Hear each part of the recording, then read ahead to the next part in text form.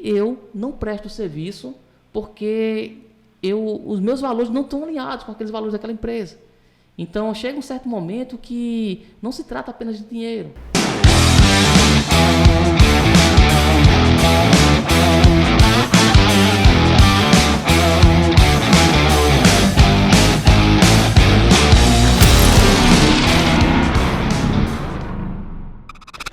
Seja muito bem-vindo ao podcast Elétrica é o Poder, um podcast que vai ajudar você, profissional da área elétrica, a empreender e a viver bem da sua profissão. Eu sou a Carol. Aqui é o Matheus de la Fuente. Eu sou o Anderson e hoje o tema promete, hein? Exatamente. Matheus, eu tô sentindo algo diferente nesse podcast hoje. Tá sentindo alguma diferença no ambiente? O que foi que aconteceu? Apareceu uma pessoa nova. Carol, seja bem-vinda aí ao podcast. E o interessante é o seguinte, tá certo? Então, você nota que uma presença feminina já deixa o podcast diferente, né? Já traz pressão. E o interessante das mulheres, sabe o que é, Matheus? É que as mulheres, onde chega, já chega mandando. Então, Carol assumindo o comando aí do podcast, seja muito bem-vinda aí. Saudades, Ítalo. E o que tem de novo? O que a gente vai ver hoje aí, Carol? Bom, o tema do episódio de hoje é como prospectar clientes em consultorias elétricas. E antes de iniciar, se você ainda não segue o nosso canal, já se inscreve e nos acompanha nas plataformas de podcast. Show. Bom, introduzindo um pouco, né, sobre esse tema que a gente vai tratar hoje, a gente analisa o perfil dos engenheiros consultores do mercado de hoje. O que a gente tem observado é que esse perfil é de engenheiros que já possuem uma carreira consolidada, né, e que vê na consultoria uma oportunidade de abrir o próprio negócio. E, por outro lado, os recém-formados, né, que com a desaceleração da economia, eles percebem que o melhor caminho para ganhar experiência é abrindo o próprio negócio. Então, eu já inicio perguntando aqui para o Matheus e para o Anderson, quais são os problemas ou dificuldades que os engenheiros encontram para começar a empreender em consultorias da área elétrica? Primeiro que empreender no Brasil já tem os seus desafios, né, Matheus? E o interessante é, até em pesquisas recentes que realizamos com os nossos alunos do treinamento engenheiro especialista em consultoria elétrica, é interessante que quando a gente pergunta qual as suas maiores dores, problemas, dificuldades que você tem, e quase 50% muitas das vezes é direcionado a prospecção e vendas. Não sei vender, não sei prospectar clientes. E no teu ponto de vista, Matheus, você enxerga essa dificuldade muito latente para quem quer empreender na área da engenharia elétrica? Eu acredito que é o que aparece menos conteúdo por aí. Se você pesquisar em relação à engenharia, vendas voltadas à engenharia, é pouca informação que você acha. Então, dificilmente você vai achar um livro de vendas voltado para a engenharia. Então, muita gente não sabe nem o que falar quando vai para o cliente. Eu posso colocar isso porque eu passei há pouco tempo, relativo a pouco tempo, a prospecção na jogo na Vera, quando ela ainda era da faculdade. Então, na empresa júnior, você chegava, tinha um serviço para entregar e você tinha que fazer aquilo, rentabilizar para a empresa. Então, você chegava para o cliente e perguntar e fazia os teus testes, né? Então, muita gente fica perdido assim que entra no mercado para saber o que eu pergunto, como é que eu ofereço, eu só trabalho com modo vitrine, eu só coloco minha carta no meu portfólio e deixo o cliente escolher, como é que eu faço ele entender a importância? Esse tipo de coisa, eu acredito que não existe muita informação no mercado ou de fácil acesso. E o interessante é que a própria graduação em si da engenharia elétrica, a proposta em si da graduação é preparar o profissional para quê? Desenvolver habilidades técnicas dentro da área da engenharia, né? Então, só que com as mudanças que vêm ocorrendo no mundo, hoje não dá mais apenas para o profissional que quer, enfim, ter sucesso como um engenheiro eletricista nesse mercado, não dá mais para ficar limitado apenas às habilidades técnicas. Por quê? Porque, primeiro é o seguinte, antigamente, quando o profissional se formava, o aluno, né, no caso, concluía sua graduação, se formava, já tinha vagas de emprego aguardando mesmo. Só que, com a grande demanda de profissionais formados que se tem hoje, e com o avanço tecnológico, então eu costumo falar muito isso, que empresas que funcionavam antes com 10 engenheiros eletricistas para funcionar um determinado departamento, hoje muitas das vezes funciona apenas com um engenheiro eletricista e performando melhor. Por quê? A evolução da própria tecnologia em si que faz com que isso seja uma realidade, né? E só que muitos podem pensar o seguinte, então quer dizer que o mercado da engenharia elétrica não compensa mais, é um mercado que não vale a pena investir? Pelo contrário, hoje não existe progresso em qualquer nação sem a presença do engenheiro eletricista. Então, se vai aumentar o número de indústrias em um determinado local, seja cidade, estado, país, é necessário a presença do profissional, do engenheiro eletricista, para, de fato, estar suprindo essa demanda técnica em relação a trazer a confiabilidade para que esses novos estabelecimentos recebam fornecimento de energia adequado, para que consiga funcionar com a sua produção. Só que o mundo mudou. Então, o modelo em si de rentabilidade de contratação desses profissionais, muitas das vezes hoje não é por via da CLT, como era antigamente. Então, hoje é necessário que o profissional, no meu ponto de vista, a academia já precisaria hoje estar focando nisso também, preparar o profissional para o mercado, como acontece na medicina. Então, é muito nítido que o médico, quando ele conclui a sua graduação, né, está formado, o médico ele já tem esse viés mais empreendedor. E já na área da engenharia elétrica, você vê que tem muito essa dificuldade. O profissional, a primeira coisa que ele vai fazer depois que está formado é procurar emprego nas empresas. Antes mesmo de procurar emprego, muitas vezes é submeter a concursos públicos, que hoje também diminuiu bastante o número de concursos e, no meu ponto de vista, possa ser que eu esteja errado, mas no meu ponto de vista vai diminuir cada vez mais, porque o sistema público em si, ele não sabe gerir, infelizmente, tá certo? Então, aí o mundo mudou, então esse formato de contratação mudou também, então o profissional ele precisa estar atento para isso, para que de fato ele possa vir a ter sucesso como engenheiro eletricista, porém com a pegada, com um viés mais empreendedor, porque tem demanda, tem mercado, e se juntarmos todos os engenheiros eletricistas formados hoje no Brasil, não consegue dar conta da demanda de atividade, de soluções que o mercado precisa, principalmente no Brasil, que é um país onde tem muitos problemas. Então, quando eu presencio muitas das vezes indústrias conceituadas, muitas vezes tem instalações precárias, precisa de solução. Então, um país problemático como o Brasil necessita de profissionais para fazer o quê? Trazer solução. E não existe, no meu ponto de vista, um profissional melhor do que o engenheiro para, de fato, estar trazendo solução para o mercado, né? E aí, já pegando o gancho aqui da pergunta em relação aos principais problemas e dificuldades que eu enxergo para quem quer empreender na área da engenharia elétrica, primeiro tem alguns mitos que as pessoas acreditam. Então, eu converso muito com engenheiros recém-formados, com engenheiros eletricistas que já têm 5 anos no mercado e profissionais que já têm mais de 10 anos no mercado. Então, eu converso muito com esses três profissionais, que é o mesmo profissional em estágios diferentes. E aí, o profissional que está saindo da graduação, que está querendo começar a empreender, a primeira barreira que ele fala é o seguinte: não tenho dinheiro. Não tenho dinheiro para abrir uma empresa. É muito caro abrir uma empresa, é muito caro... enfim, eu não tenho condições financeiras. Um outro problema que eu ouço muito, tá certo, é em relação ao seguinte, principalmente porque o engenheiro, geralmente ele começa a empreender na área de projetos, na área de consultoria, porque demanda muitas das vezes um arsenal de ferramentas menor. Quem quer trabalhar com projeto precisa de um computador, quem quer trabalhar com consultoria precisa do seu intelecto, computador, e para potencializar a consultoria, muitas das vezes, de alguns equipamentos. Então, muitos profissionais engenheiros que querem empreender na área da consultoria, por exemplo, muitos colocam como objeção o seguinte: eu não consigo empreender nessa área porque eu não tenho um analisador de qualidade de energia. Eu não tenho um analisador de qualidade de energia classe A, como o Anderson mostrou lá no Instagram, então eu não vou conseguir dar o meu primeiro passo. E isso é uma grande mentira, isso não é verdade.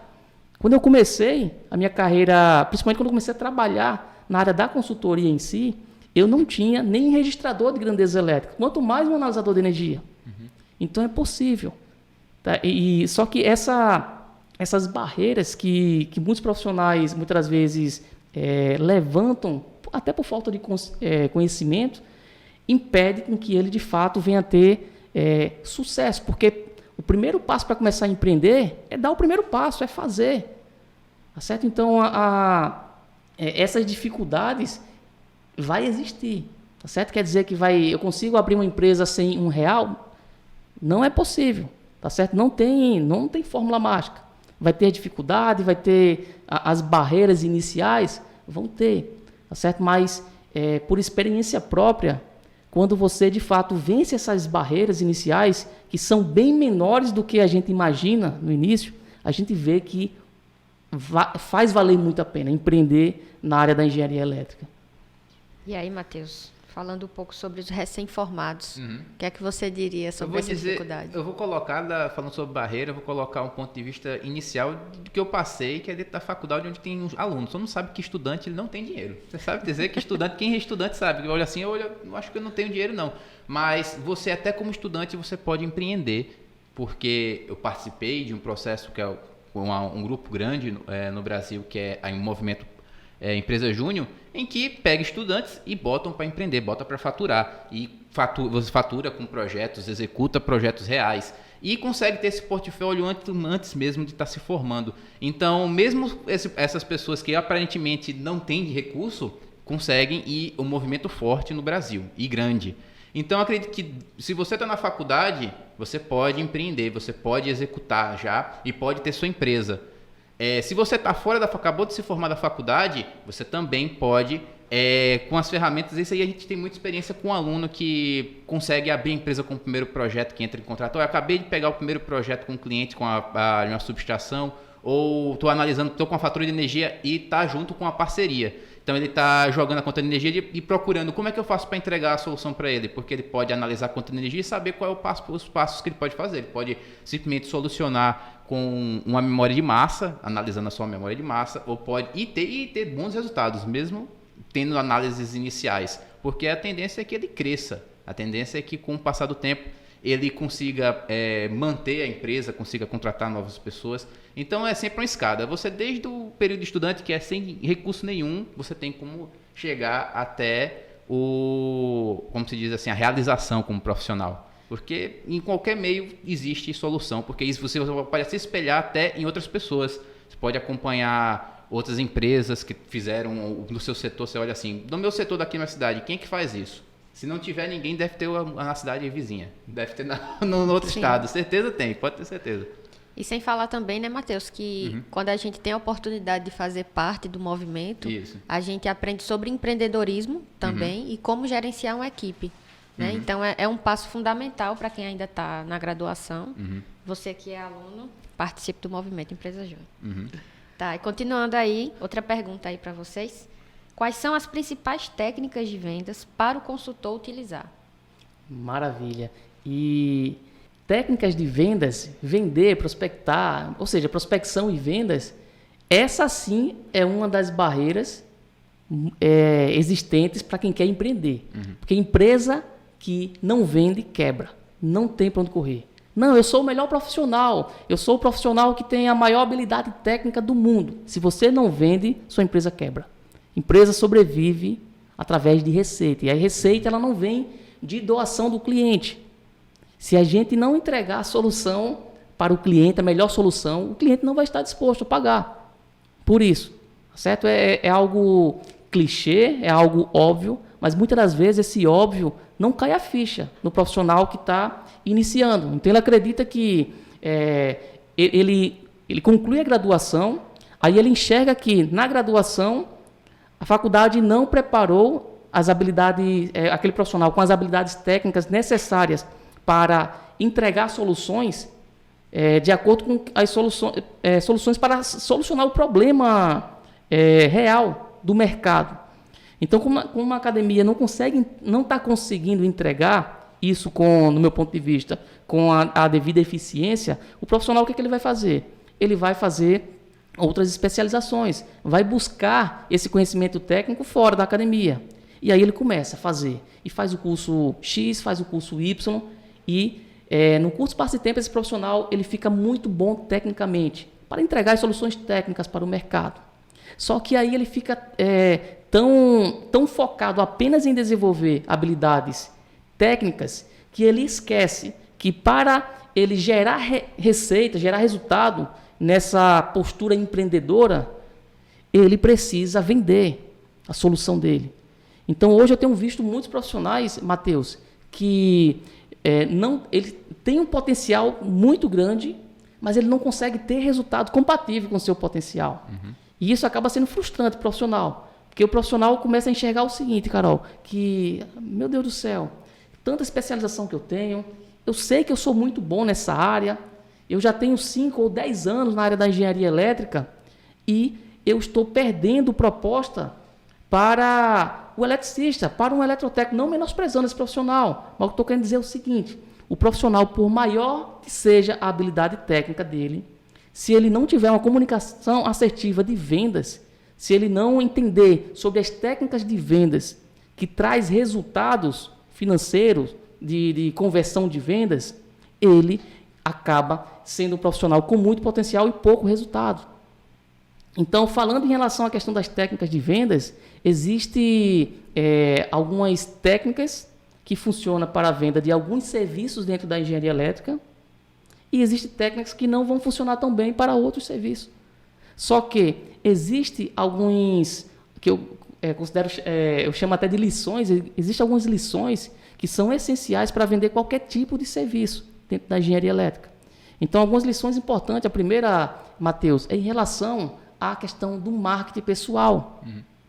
Porque primeiro o cliente, ele compra você. Uhum. Ele compra você, Carol, para depois comprar a tua solução. Então, muitas das vezes o profissional, principalmente os profissionais, os engenheiros eletricistas, geralmente tem esse perfil mais analítico, onde muitas das vezes chega no cliente, não quer ouvir o cliente, quer só falar sua habilidade técnica. Então, eu sofro muito com isso, porque eu sou um profissional da área técnica e a gente tem essa necessidade de colocar para fora o nosso conhecimento técnico.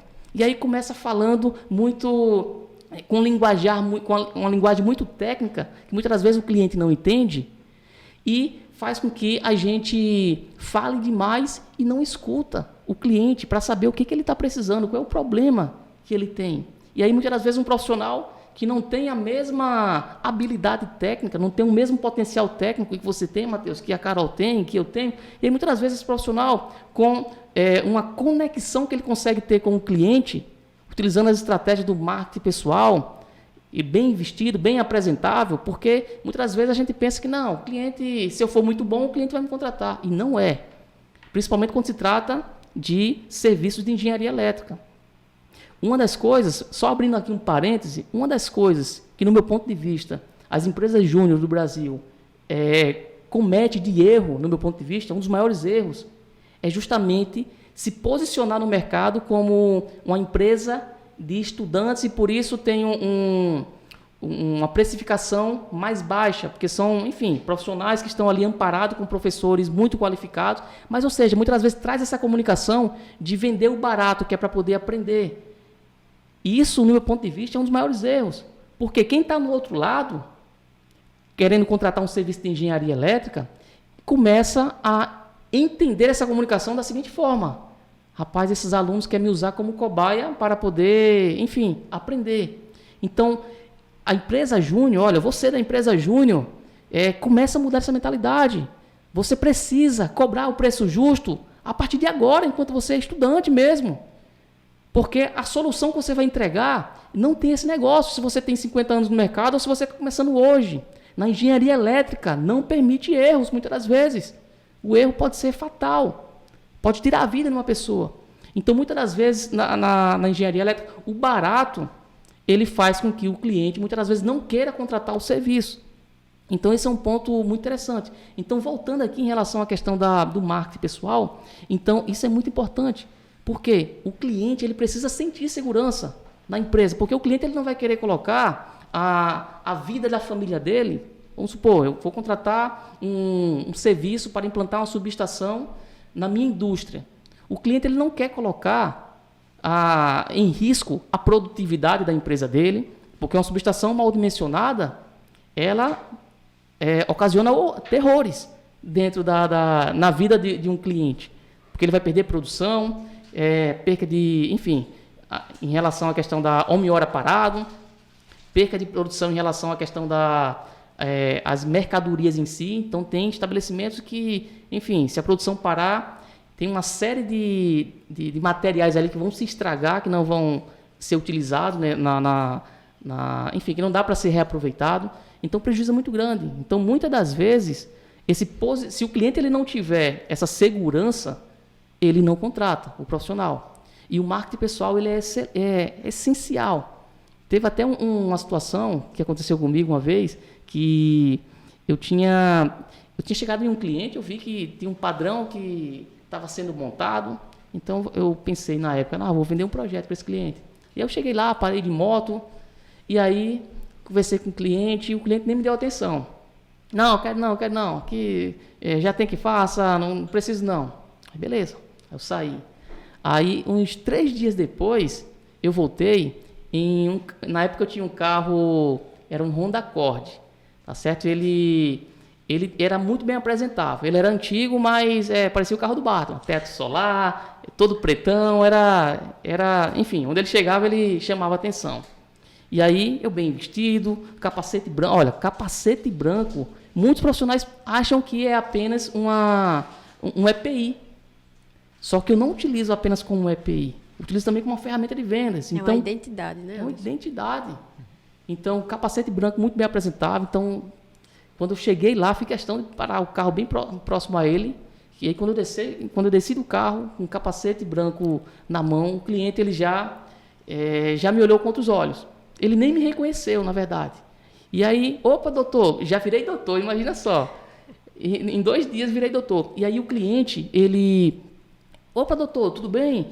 O que você quer? Quer um doce? Até doce foi comprar lá no outro lado da rua, trouxe água. Senta aqui, doutor. E aí falei para ele, olha só, me apresentei, né? Falei com que eu trabalhava justamente com soluções na área da engenharia elétrica e vi que ele estava montando um padrão e falei para ele da importância em relação de elaborar um projeto corretamente. Ou seja, o marketing pessoal fez com que o cliente ele me ouvisse.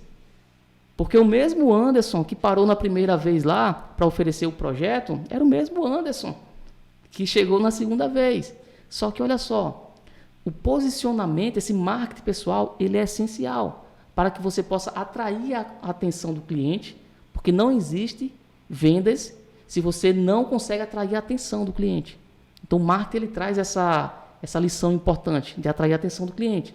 E uma vez que o cliente ele te disponibiliza o tempo dele para te dar atenção naquela área específica, aí sim, você consegue fazer a sua demonstração de capacidade técnica para vender a solução. E fechamos esse projeto na época com esse cliente. Então, só um exemplo sobre a questão do marketing pessoal, porque até o nosso relógio, ele vende ou desvende em uma entrevista de vendas com o cliente.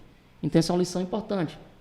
Alguma outra lição você consegue visualizar, Matheus, em relação o que eu mais vejo hoje é profissionais que são capacitados, mas eles mesmos não acreditam em si mesmos. Por exemplo, eles têm segurança na hora da venda. Por exemplo, tem complexo de vira-lata, né?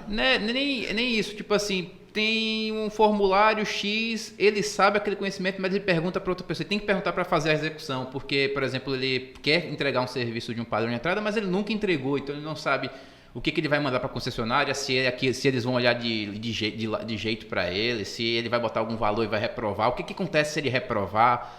Ele tem muitas inseguranças e não quer testar com o cliente. Então fica parado lá na suposição ou fica esperando sentir seguro.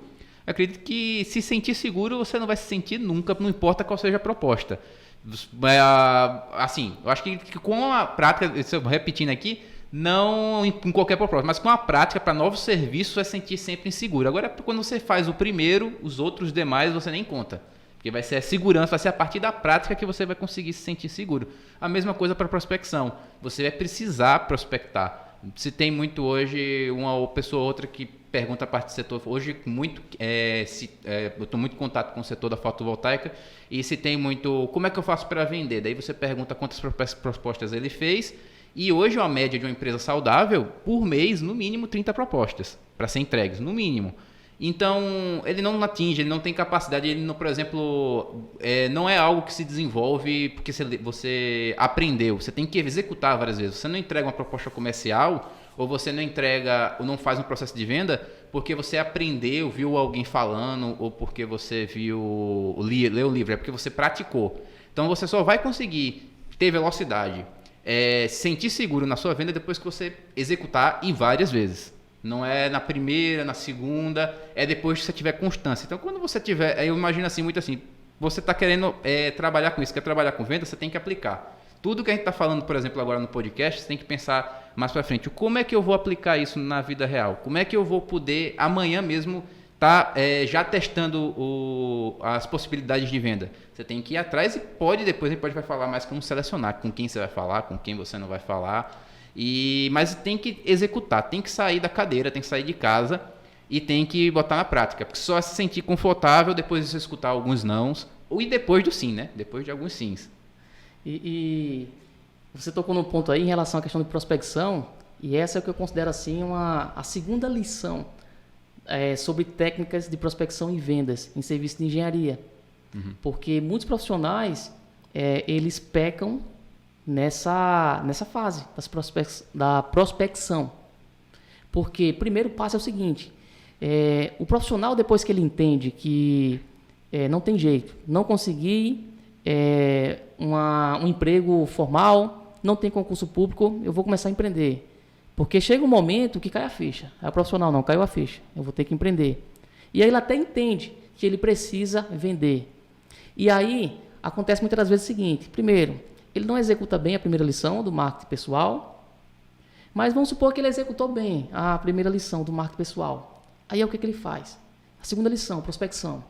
E aí ele sai porta a porta, verificando na internet e ligando para as pessoas, pegando listas telefônicas e começa a ligar na loucura, sem um planejamento. E quando o profissional ele começa a exercer esse trabalho de prospecção da forma errada, aumenta o grau de frustração dele. Porque é o seguinte, quando se trata de prospecção em vendas, o primeiro ponto é o seguinte, toda prospecção ela inicia com um extenso trabalho de pesquisa. E a primeira coisa, antes mesmo de pesquisar qual é o meu cliente ideal, eu preciso definir qual é a solução que eu quero vender para o mercado.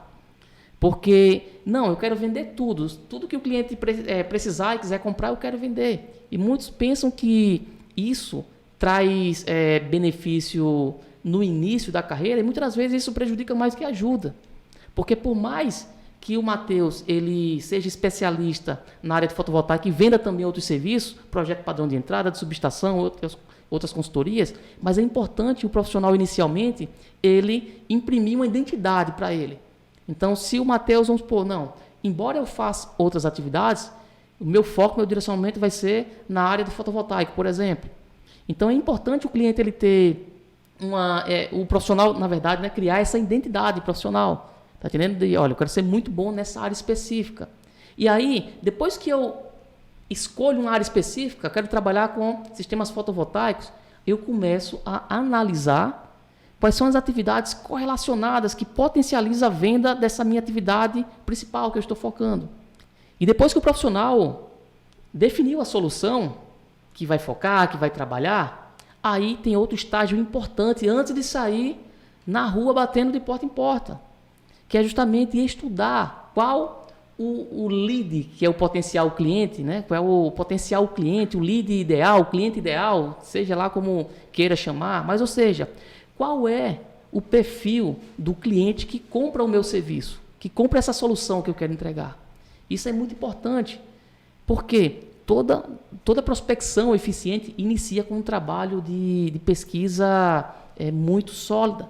Então, os nãos que você recebe, que a quantidade de nãos vão ser sempre maior do que a quantidade de sims, só que a quantidade de nãos, ela potencializa, ou seja, os nãos aumentam de acordo com que você não investe o tempo necessário para fazer esse trabalho de base.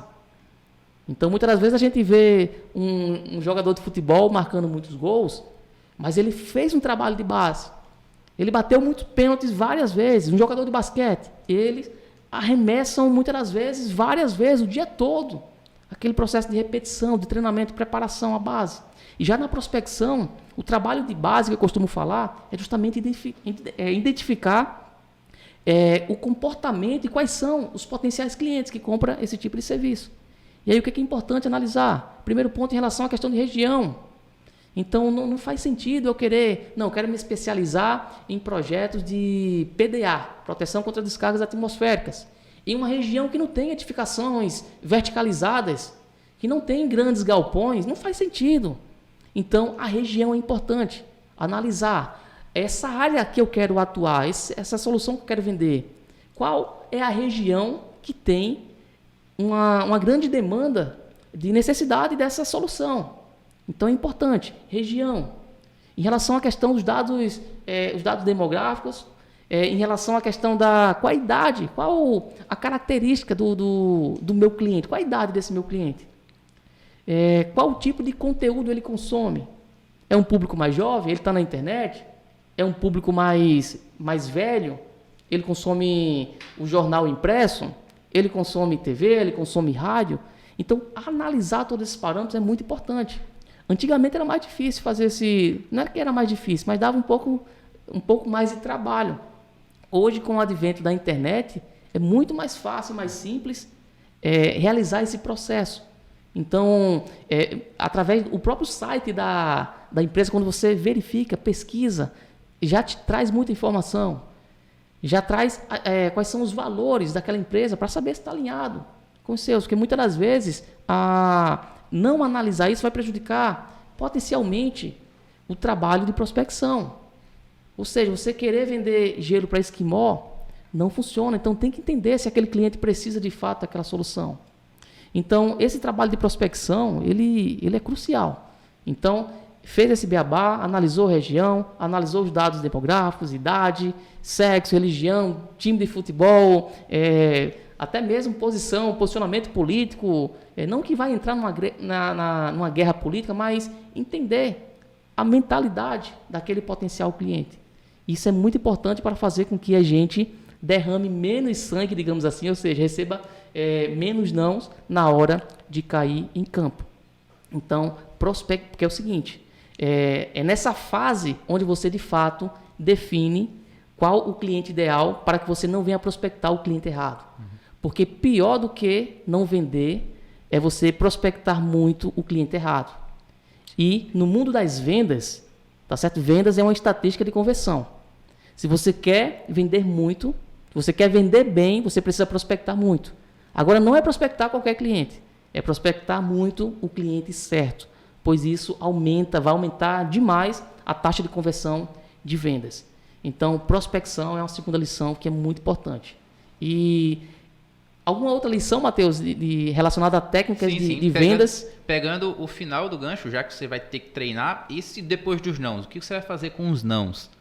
Tem que lidar com as objeções. Você vai trabalhar e você tem que aprender a superar objeções. Então, a gente faz até um exercício com os alunos, normalmente, e com profissionais que a gente tem contato, de levantar qual é a lista de objeções que ele recebe constantemente e como é que ele vai poder driblar isso, porque ele tem que evoluir com a objeção.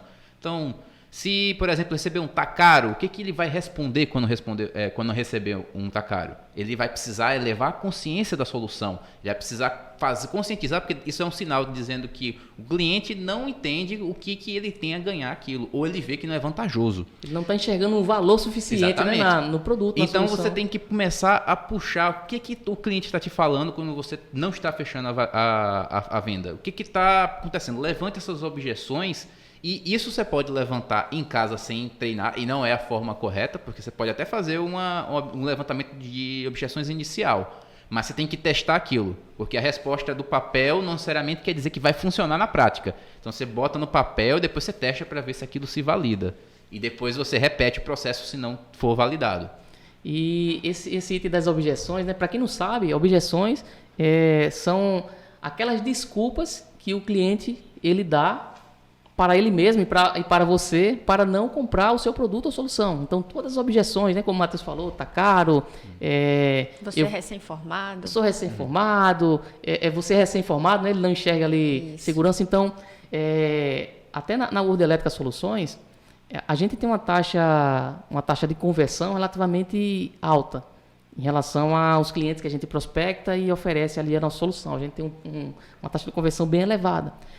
Só que aqueles clientes que dizem não para a gente tem, muitas das vezes, eu pessoalmente, para poder entender, porque é o seguinte, tem outras lições dentro da área de técnicas de prospecção e vendas que a gente vai falar, que eu utilizo para potencializar demais, ou seja, para aumentar muito a percepção de valor daquele produto, da solução que eu vou estar oferecendo para o cliente, para que o cliente ele comece a pensar o seguinte: só eu sendo um louco para não contratar esse serviço. Ou seja, eu procuro agregar muito valor para que o cliente ele tenha essa sensação, de fato, de que ele está trocando uma nota de 10 por uma nota de 100. Ou seja, ele está me entregando a nota de R$10 e eu estou entregando a nota de R$100 para ele. O cliente precisa ter essa sensação. E só que tem muitos clientes, muitas das vezes, a gente apresenta a proposta e o cliente diz não. E muitos profissionais, o que faz quando isso acontece?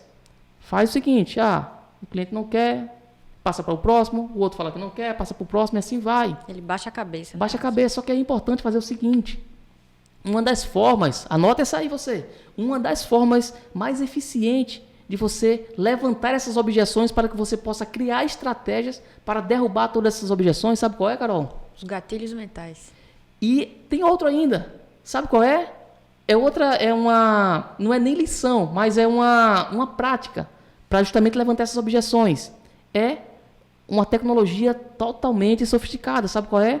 Pegar o danado do celular e ligar para o cliente e perguntar para ele o porquê você não... qual foi o motivo pelo qual você não contratou o meu serviço.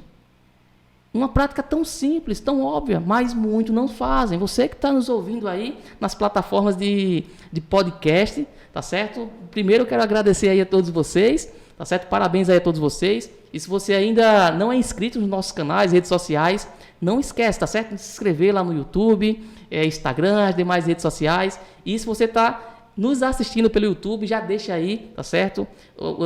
A tua joinha aí, tá certo? Curte aí. E essa prática, muitos profissionais não fazem. Recebe o não e vai para o próximo e deixa a vida levar ele. Não pode, tem que ligar. Quer dizer que vai ligar para todos? Quer dizer que eu ligo para todos? Não necessariamente. Mas para alguns, ou seja, para que eu possa ter essa sensibilidade, para saber o que está acontecendo. E aí o cliente muitas vezes fala: não, é porque o concorrente apresentou a proposta mais barata. Não, é porque o meu sócio desistiu de fazer a obra. Então você não fica com aquela pulga atrás da orelha, com aquela dúvida, de saber o porquê não deu certo. É uma forma de entender até no que você precisa melhorar. Isso, é fundamental. E aí, outra lição importante, a gente já falou o quê? 3, né? Já falamos, falta gatilhos mentais agora. Certo. Gatilhos mentais, e antes dos gatilhos mentais, tem outra lição importante, que é em relação a parceiros. Uhum. Tá certo? Se você quer ir rápido, vá sozinho. Mas se você quer ir longe, vá acompanhado. E acompanhado com quem? Com os parceiros certos. Uhum. Então, na área da engenharia é importante o profissional ele entender quais são os parceiros estratégicos que vai me ajudar a vender mais a minha solução. Então, entender quais são os parceiros é crucial. No início da minha carreira, um parceiro que foi muito forte foi o eletricista da concessionária e o eletricista montador de padrão. Então, esse tipo de parceiro me trouxe muito resultado financeiro para que eu pudesse vender aquela minha solução. Tá certo? E aí, dentro da engenharia civil, o engenheiro civil, dentro da construção civil, na verdade, o engenheiro civil é um potencial parceiro. E a gente precisa entender, porque é o seguinte, porque quando se fala em parceria, muitas vezes o profissional ele pensa o seguinte: eu vou procurar qual é o parceiro que vai conseguir me ajudar, que vai atender o meu benefício próprio. E parceria, para você encontrar o parceiro certo, não só encontrar, nem encontrar e conquistar, não se trata de enxergar apenas o que o parceiro ele vai te entregar de benefício. Mas para encontrar e conquistar o parceiro certo, você precisa estudar o que você pode fazer, o que eu tenho que fazer para ajudar muito aquele parceiro, aquele potencial parceiro. Então, não se trata sobre mim, se trata sobre o outro. Então, o que eu posso agregar na vida profissional daquele parceiro? O que eu posso agregar na vida dele, até na vida pessoal, seja lá o que for? Então, isso é importante para que, de fato, para que esse relacionamento ele não soe apenas como algo, como eu posso falar assim, um interesse. Quem está no outro lado, esse cara está só com interesse aqui. Só usurpando. Só quer vir a nós, vosso reino, nada, né? Está só usurpando, está só me usando.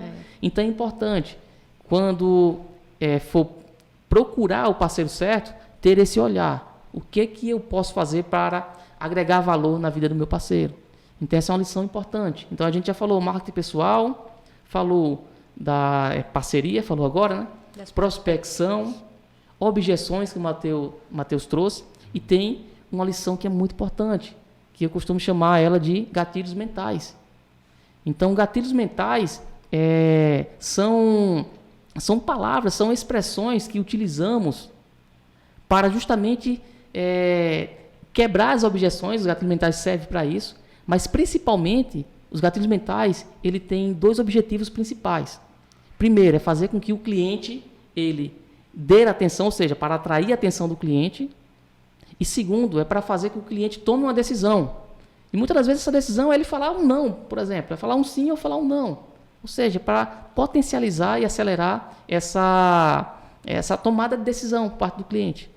E o Matheus ou você, Carol, poderia citar alguns gatilhos mentais que vocês conhecem, que é importante estar utilizando, que o profissional, né, um engenheiro eletricista pode estar utilizando na carreira profissional dele para potencializar as vendas? Tem até na forma de comunicação, né, Matheus? As palavras-chave que você vai lidar com o cliente. Quando você fala a palavra impacto, que é uma coisa que você passa muito, né, para os nossos alunos. Qual é o impacto que você teria se você não dimensionar bem a sua subestação? Então, aquilo já desperta no cliente, opa, impacto, dinheiro, vai mexer no meu bolso. Temos o gatilho da escassez, tem o da oportunidade. Então, hoje você vai pegar, por exemplo, a conta de energia do cliente, vai detectar uma falha e vai mostrar para ele, você tem a oportunidade de se livrar dessa falha, porque se não se livrar dessa falha, você está perdendo X reais, 50 mil, 70 mil, vai depender de cada caso. Então, pode fazer uma regra, mas você vai mostrar a oportunidade do cliente de ver a oportunidade de contratar seu serviço. E ele tem que ser escasso, ele não pode ser, como se diz assim, aonde ele pode puxar a toca a qualquer momento, né? Então, você procurar valorizar seu trabalho, por exemplo, com um preço ou com um custo, indicando que aquilo ali só pode ser feito daquela forma, que seja mais interessante para a sua empresa, claro, porque o serviço tem que ser viável. E eu acredito que é basicamente isso. É um gatilho mental que eu utilizo muito na área da engenharia elétrica, principalmente para vender consultorias. Porque vendas de consultorias é diferente de vender projeto, de vender instalação. Tem uma estratégia diferenciada. Mas um dos gatilhos mentais que eu costumo utilizar muito é o gatilho mental da especificidade. Então, o que seria esse gatilho mental da especificidade? É justamente estar mostrando para o cliente de forma específica do que se trata aquela solução que eu estou entregando. Então, eu utilizo esse gatilho em conjunto com um modelo de um laudo, por exemplo, de um relatório de qualidade de energia real. Eu ando com ele impresso justamente para poder estar mostrando para o cliente cada etapa. Olha, a primeira etapa, esse serviço ele consiste na instalação de um equipamento sofisticado, e aí as palavras-chave para potencializar a percepção de valor ainda mais do serviço, né? Então, um equipamento sofisticado, que ele vai fazer um raio-x na sua instalação, ele vai fazer uma análise de todas as grandezas elétricas, e com isso, eu mostrando para o cliente. Tá certo? Vou mostrando cada etapa. Em seguida, esse equipamento ele vai entregar dados para que eu consiga ter um histórico para uma análise qualitativa. Então, eu começo a mostrar os gráficos, e depois a análise quantitativa, começo a mostrar os números, para depois chegar no resultado final, que é a solução que eu quero vender para o cliente. Então, esse gatilho mental da especificidade funciona muito bem. Ser específico.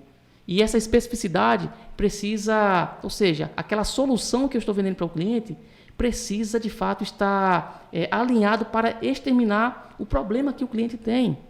Então, isso é muito importante. Aí, outro gatilho mental que o Matheus falou, o da escassez. Então, é um gatilho mental que funciona muito bem. Então, muitas das vezes, o cliente liga para o profissional E aí o profissional, muitas vezes, ele demonstra desespero. Estou disponível, eu já vou aí agora. Então é importante utilizar muitas das vezes esse gatilho mental da escassez para que o cliente entenda lá no outro lado, porque quando o profissional quando atende o cliente, muitas das vezes, vou para aí agora já nesse desespero, muitas vezes ele deixa de fazer outras coisas que já estava fazendo, outro projeto, e isso ele demonstra um grau de desespero, e isso vai prejudicar na hora do cliente, na hora do fechamento, da venda. Porque o cliente vai entender o seguinte, a linguagem que você vai estar passando para o cliente é que, eu estou desesperado, então qualquer valor que você colocar aí eu vou fechar, porque eu estou precisando muito de dinheiro. Então o gatilho mental da escassez, muitas das vezes é importante para que o cliente ele entenda que o profissional, enfim, é um profissional que tem outras atividades, na verdade tem, porque se o cliente não tivesse ligado naquele momento, você não estava fazendo outra coisa, estava fazendo um laudo, estava estudando, estava fazendo uma outra atividade. Então, muitas das vezes, não ter essa consciência para, de fato, demonstrar, tá certo? Esse posicionamento de que eu tenho outras atividades também. Tá entendendo? E em algumas fases, muitas das vezes, da vida, quando você já tem um certo nome, isso acaba se acentuando ainda mais. Porque, muitas das vezes, o cliente, preciso de uma determinada solução. Olha, eu consigo estar te atendendo nesse dia, porque, enfim, na semana que vem eu estou com minha agenda lotada. Então, isso, muitas das vezes, desperta a atenção do cliente para que ele possa tomar uma decisão rápida. Então venha tal dia, eu vou estar te recebendo aqui para que a gente possa, enfim, estar negociando, estar entendendo enfim, a solução que você está propondo, né, para solucionar esse meu problema. Então, os gatilhos mentais, eles são muito importantes para justamente fazer com que o cliente, tenha essa tomada de decisão, para acelerar esse processo de tomada de decisão. Perfeito, Anderson. E só para fechar, né, que o Anderson e o Matheus podem me ajudar a falar um pouco sobre essa parte. É uma experiência que a gente viu no treinamento, né, de especialista em consultoria elétrica, essa dificuldade que os alunos apresentam em relação às parcerias, porque, por exemplo, ele seguiu todos os passos, né? Ele foi bem no marketing pessoal, ele prospectou bem, ele entende as objeções que os clientes vão apresentar, ele sabe despertar os gatilhos mentais, mas aí o cliente ele quer uma solução completa. E muitas vezes os consultores, quando iniciam, eles não têm noção daquela solução completa. Às vezes eles sabem, por exemplo, fazer o projeto, mas não sabem executar. E aí vem a importância dos parceiros, né? Quem vai ser meu parceiro? E às vezes os consultores, isso é uma mentalidade às vezes do engenheiro, aquele parceiro que eu vou arranjar para mim, ele vai ficar com a parte do dinheiro. Mas aí ele não entende que esse poder da parceria é para fechar outros negócios também, né? Aquele cliente que você consegue fechar uma solução completa, ele já pode te indicar para outro cliente. Matheus tem uma experiência legal, né, Matheus, nessa parte de fotovoltaica também. Sim, exatamente, porque como o Anderson falou, o eletricista ele vai ganhar serviço com aquilo. Então, você tendo parcerias que fazem sentido, então, por exemplo, ele quer executar mais sistemas, ele quer instalar. Acho que se você fizer parcerias com instaladores, ele quer vender o sistema. Ou até para um vendedor de materiais, ele quer fazer isso. Só precisa do quê? Do engenheiro que ajude ele no projeto. Então, você ter esse tipo de pessoa linkado a você vai ser um trabalho em conjunto, né? Porque ele vai ganhar o projeto dele, ele vai ganhar o serviço que está precisando, a venda do material, e você vai ganhar seu projeto com metade de esforço, ou bem menos, porque você vai estar trabalhando junto com ele. Você vai ter um vendedor trabalhando para você, né? Exatamente. Exato, perfeito. Então, uma outra pergunta aí, muito importante, uma dica para o pessoal. Quais são os passos iniciais, né, para a prospecção de clientes? Então, eu entendi as lições para a prospecção e quais são os passos iniciais, então, que o consultor ele tem que ter? Até na pergunta anterior, eu meio que falei alguns em relação a, principalmente quando eu falei em relação à prospecção, né? Uhum. Então, os primeiros passos é justamente estar fazendo essa análise dos dados demográficos, tá entendendo? Então, entender o cliente, saber qual região eu quero atuar, tá entendendo? Qual o tipo de solução que eu pretendo vender, uhum, para o cliente. Então, entender quem é a pessoa que decide. Isso é um ponto muito importante quando se trata de prospecção e vendas, porque você gastar muita energia com a pessoa que não decide, isso não é eficiente. Isso consome muito o profissional. Isso acontece muito. Muitas das vezes você liga para um cliente, ou então vai presencialmente em um cliente, quem recebe muitas das vezes é atendente, é recepcionista. E praticamente você gasta ali 30 minutos dando uma palestra, e aí no final a recepcionista fala, olha, eu sou só recepcionista, quem toma a decisão em relação a isso daí é o meu chefe, é fulano de tal. E aí você gasta muita energia com a pessoa errada. Então, entender quais são as pessoas que tomam decisão para aquela solução que eu estou vendendo para aquela empresa, para aquele tipo de cliente, aquele perfil de cliente. Por isso que entender, estudar o cliente é importante.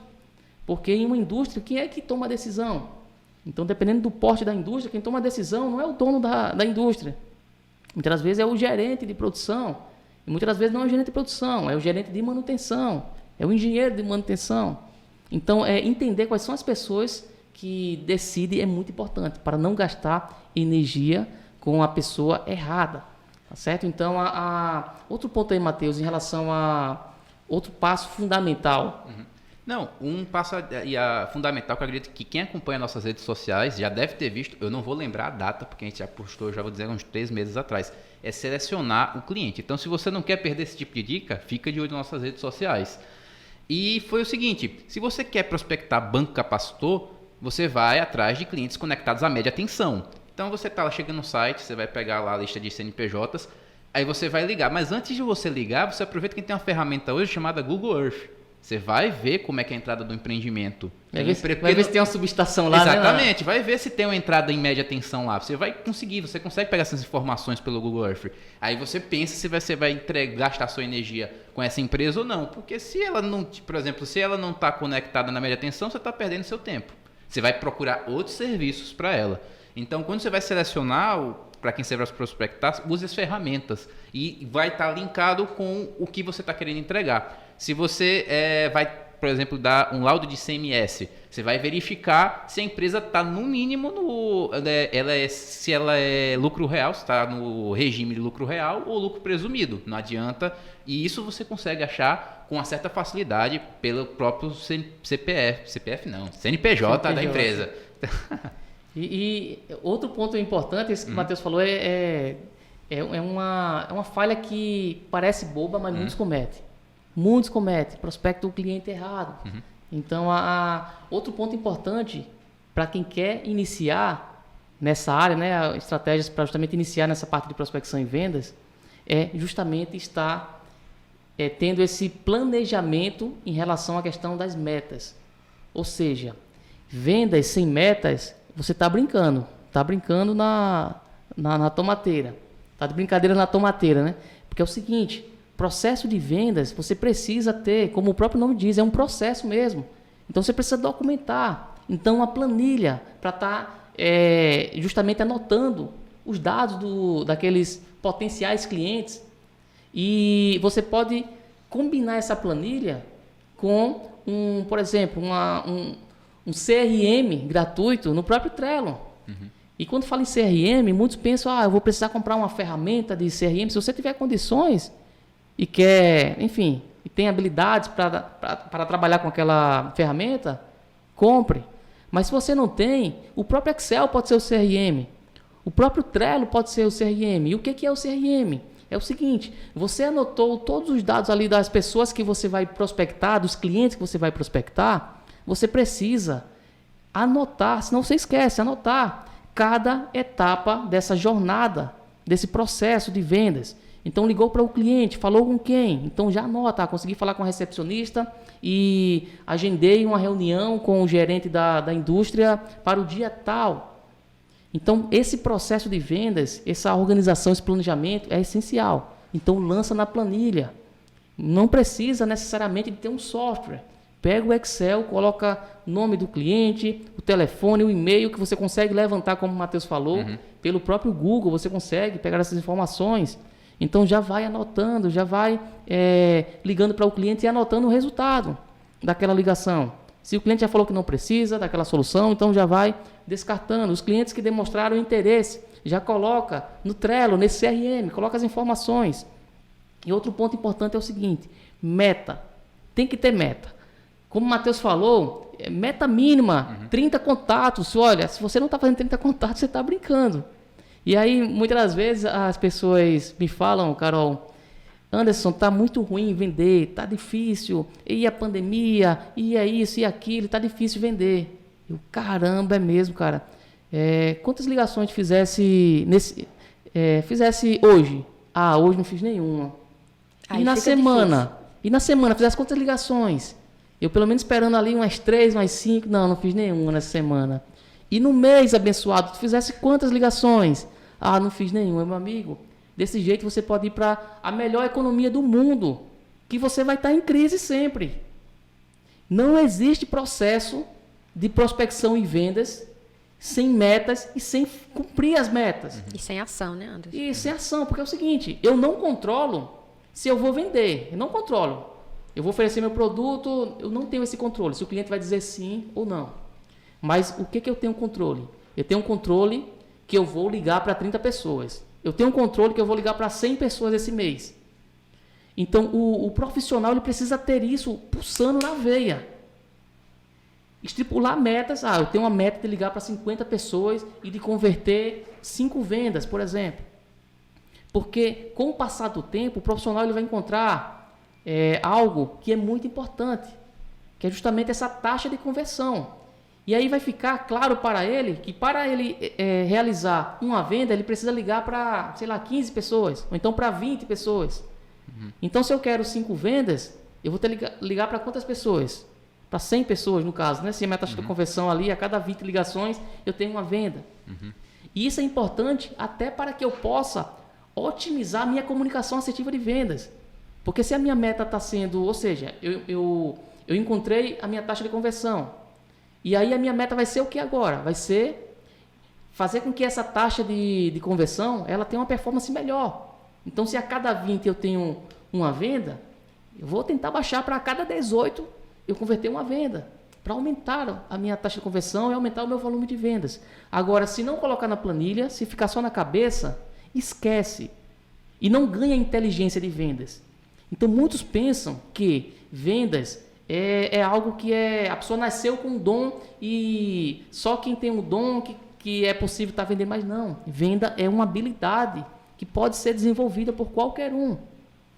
E quando o engenheiro eletricista entende isso, ele vira uma grande máquina de vendas, porque ele consegue ter uma comunicação assertiva, quando ele agrega o conhecimento técnico nessa conversa de vendas, nessa comunicação de vendas, não tem outro tipo de vendedor que consiga bater ele, porque você consegue trazer os elementos tangíveis da consultoria, da solução, atrelada à comunicação assertiva de vendas, que aí você utiliza algumas metodologias, que a gente vai falar um pouco mais à frente, de vendas, que faz com que o cliente, ele de fato, ele fica envolvido de uma forma tão impactante que não tem como ele dizer o não, só se ele não estiver de fato precisando daquela solução.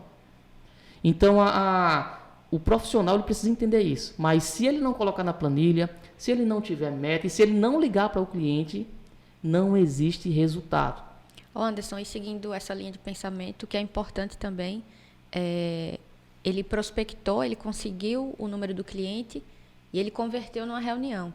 É importante para ele também estudar, de fato, quem é o cliente, entender quais são os valores daquela empresa. Porque se ele vai até o cliente e ele não sabe nem qual é o valor da empresa que ele está visitando, o cliente vai ficar, peraí, esse cara vai fazer o que aqui? Vai dar um tiro no escuro? Um tiro no escuro, verdade. Né? E esse é outro erro clássico, não estudar o cliente. Porque é muito importante, porque é o seguinte, no final das contas, o cliente em si, embora seja um CNPJ, né, uma empresa, mas no final das contas, quem vai assinar um contrato são 2 pessoas físicas. Exato. Tá certo? Então, e pessoas se relacionam com pessoas.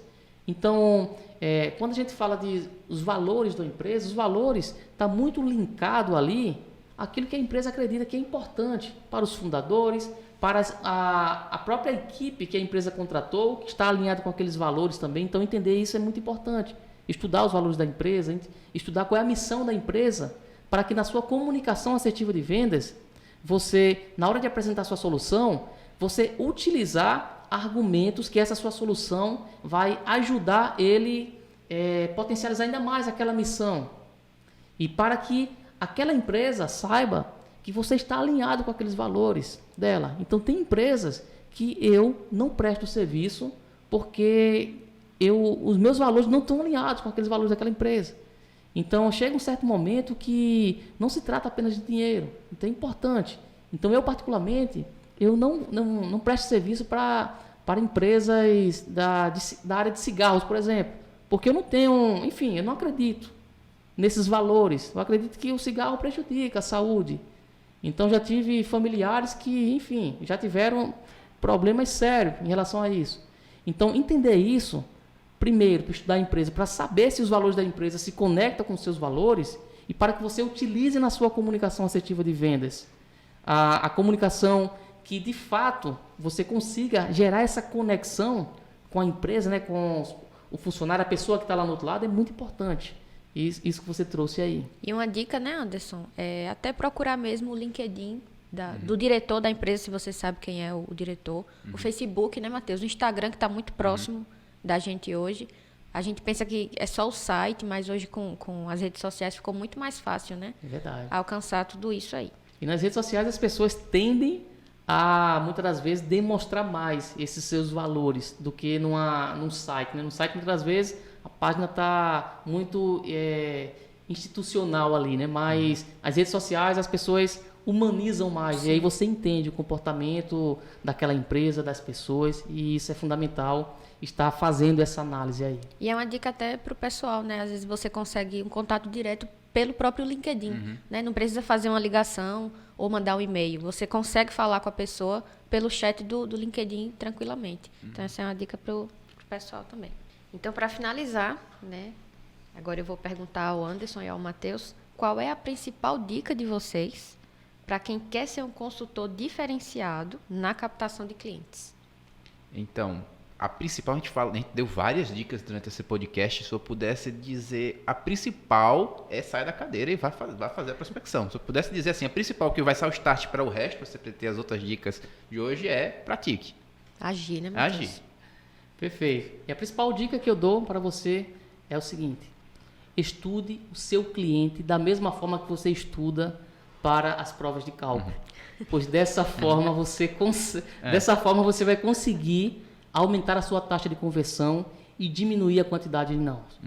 Show de bola. Então, a gente agradece, né, a atenção dos nossos ouvintes. Como eu já falei, se vocês não nos seguem, sigam a gente nas redes sociais e nos acompanhem nas plataformas de podcast. Show de bola. Valeu. Valeu.